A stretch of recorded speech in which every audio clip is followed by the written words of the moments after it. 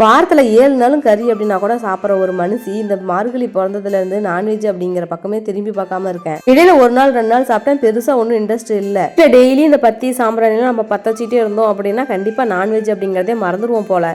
நாம தான் அப்படிங்கிறோம், குழந்தைங்களுக்காவது கொஞ்சம் செஞ்சு தரலாம் அப்படின்னு சொல்லிட்டு தான் இன்னைக்கு வந்து பார்த்தீங்கன்னா சிக்கன் எடுத்துக்க சொல்லி பிரியாணி ரெடி பண்ணலான்னு சொல்லிட்டு ரெடி பண்ணிட்டு இருந்தேன். அதுக்கு வந்து பார்த்தீங்கன்னா இந்த மசாலா ரெடி பண்ண பாருங்க, உண்மையாலுமே நான் பொய் சொல்லலாம், அவ்வளோ கமன்னு அப்படி ஒரு வாசனை செய்யும் போதே.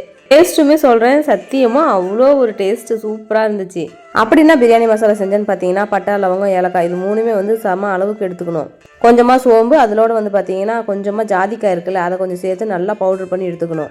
அப்புறம் எப்பயும் போல் நம்ம பிரியாணி செய்வோம்ல, நிறைய எண்ணெய் ஊற்றி பட்டை, லவங்கம், மசாலா ஐட்டெல்லாம் போட்டுட்டு நிறைய வெங்காயம் போட்டு நல்லா வதக்கிட்டு இஞ்சி பூண்டு பேஸ்ட்டு, தக்காளி, புதினா தலை இதெல்லாம் போட்டு நல்லா வதக்கிட்டு அதுக்கப்புறம் நம்ம ரெடி பண்ண அந்த பிரியாணி மசாலா இருக்குதுல அதையும் சேர்த்து நல்லா வந்து அந்த எண்ணெய்லாம் பிரிஞ்சு வரணும்ல, அந்த அளவுக்கு வந்து நல்லா வதக்கிடணும். பிரியாணி அப்படின்னா அதில் வந்து பார்த்தீங்கன்னா எண்ணெய் நல்லா மிதங்கி வர அளவுக்கு நல்லா வதக்கிடணும், அப்போ தான் டேஸ்ட் நல்லாயிருக்கும்.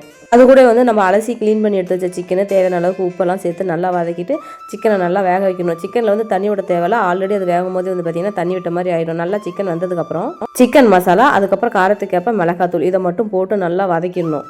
கரம் மசாலா அது இதெல்லாம் நமக்கு எதுவுமே தேவையில்லை, ஏன்னா நம்ம பிரியாணி மசாலா போட்டிருக்கோம்ல. அது கூட வந்து பார்த்தீங்கன்னா கொஞ்சமாக தயிர் இதெல்லாம் சேர்த்து நல்லா பரட்டிட்டு ஒரு நிமிஷம் போல் விட்டுட்டு அதுக்கப்புறம் தேவையான அளவுக்கு தண்ணி ஊற்றணும். நடுவில் வந்து தண்ணி ஊற்றும் போது கரெக்டாக மைண்டில் ஞாபகமாக வச்சுக்கோங்க, நான் வந்து அப்பப்போ மறந்துடுவேன். தேவையான அளவுக்கு தண்ணி ஊற்றுனதுக்கப்புறம் கொஞ்சமாக உப்பு போட்டுக்கோங்க. உப்பு போட்டதுக்கப்புறம் செக் பண்ணிக்கோங்க எல்லாம் உப்பு காரெல்லாம் கரெக்டாக இருக்கான்னு. அதுக்கப்புறம் தண்ணி நல்லா கொதிச்சதுக்கப்புறம் நம்ம ஊற வச்ச அரிசி அதில் போட்டு தம் போட்டு ஒரு 10லேருந்து 15 நிமிஷம் போல் தம் போட்டு இறக்கணும். அப்படின்னா சுட சுட சூப்பரான டேஸ்ட் என்ன சிக்கன் பிரியாணி சூப்பராக ரெடி ஆயிடுச்சிங்க. இது கூட ஆனியன் ரைத்தா வச்சு சாப்பிட்டா உண்மையாலுமே டேஸ்ட் அட்டகாசம். ஒரு முறை நீங்களும் ட்ரை பண்ணி பார்த்துட்டு கமெண்ட் பண்ணுங்கள்.